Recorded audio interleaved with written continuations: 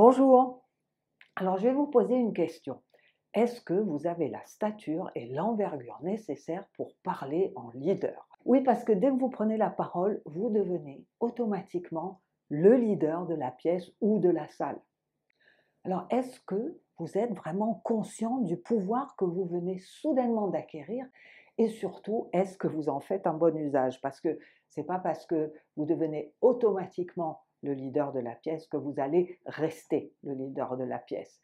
Et si vous voulez rester le leader de la pièce, vous devez avoir la stature et l'envergure nécessaires pour être perçu par votre auditoire comme crédible en tant que leader, comme crédible en fait comme personne qui a le pouvoir.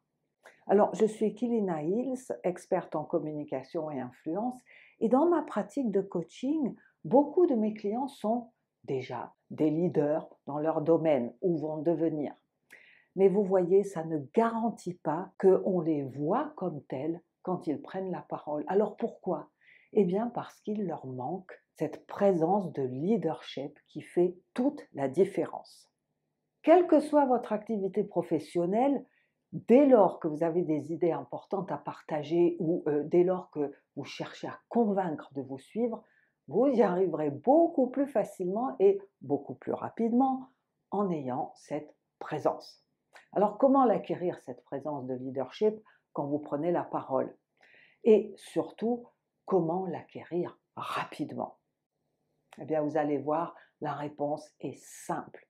C'est à travers votre communication non verbale et notamment à travers votre posture et ses effets, mais incroyablement puissants sur l'inconscient de vos auditeurs. C'est-à-dire que la manière dont vous vous tenez envoie des signaux à l'inconscient de vos auditeurs et soit ces signaux vont les rassurer sur votre crédibilité en tant que leader, soit au contraire, ces signaux vont les faire douter.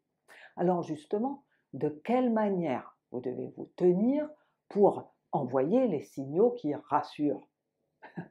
Alors, vous allez peut-être rire, mais il vous suffit de prendre la posture du mâle dominant. Alors, oui, nous aussi, mesdames. Alors, c'est archaïque, hein, mais malgré notre évolution en tant qu'espèce, l'effet est toujours d'actualité. Et voici en quoi elle consiste, cette posture, et pourquoi elle rassure tant nos auditeurs. Alors, vous vous tenez droit et de façon symétrique. Les pieds, vous ne les voyez pas, mais bien à plat sur le sol et bien enracinés dans le sol. Et ça exprime stabilité et équilibre. 2, vous vous tenez la tête droite, le cou dégagé, les épaules en arrière, le torse ouvert et les bras légèrement écartés du buste. Et tout ça, ça exprime que vous n'avez pas peur. Vous voyez, vous ne protégez pas votre cou de la morsure d'un prédateur, hein, ce serait ça. Et vous ne protégez pas non plus les parties les plus vulnérables de votre anatomie, c'est-à-dire le ventre et les parties génitales. Alors pourquoi est-ce que ces parties sont si vulnérables? Eh bien parce qu'elles assurent la survie de l'espèce. Vous voyez quand je vous disais que c'était archaïque? Et vous montrez donc aux autres que vous avez assez confiance en votre force pour exposer tout ça sans peur. Et 3, adopter une gestuelle ouverte, précise. Voyez, pas de gestes fermés et étriqués, et autant que possible, montrez la paume de vos mains parce que le message que vous envoyez ainsi, ça montre que vous avez confiance en vous, oui, mais vous avez aussi confiance en l'autre parce que vous montrez que vous n'avez rien dans vos mains susceptible de l'agresser.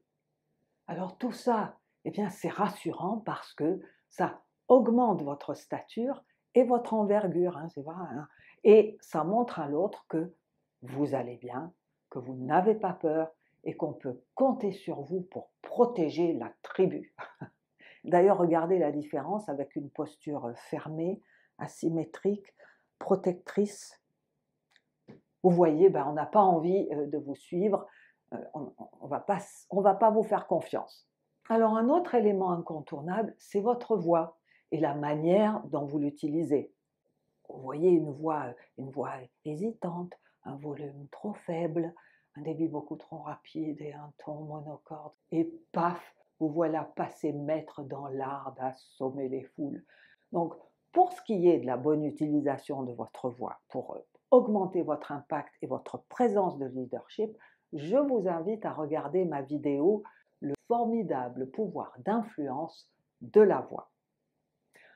Alors tout ça, est-ce que ça veut dire que la communication non verbale est ce qu'il y a de plus important? Mais non, bien sûr, ce qui est le plus important, c'est ce que vous dites, c'est-à-dire le verbal. Mais c'est l'accompagnement non verbal qui va lui donner l'impact qu'il mérite. C'est un peu comme une chanson. Vous voyez, les paroles, elles peuvent être sublimes, mais si la musique est nulle, on n'écoutera pas.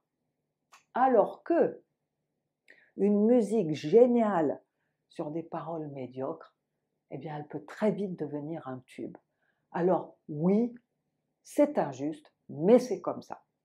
Donc, ne sous-estimez pas le pouvoir de votre communication non verbale parce que c'est elle qui va déterminer si le public a envie de vous écouter, s'il vous accepte en tant que leader et s'il est prêt à accepter ce que vous proposez. Donc, soignez votre accompagnement non verbal. J'ai dit. Au revoir.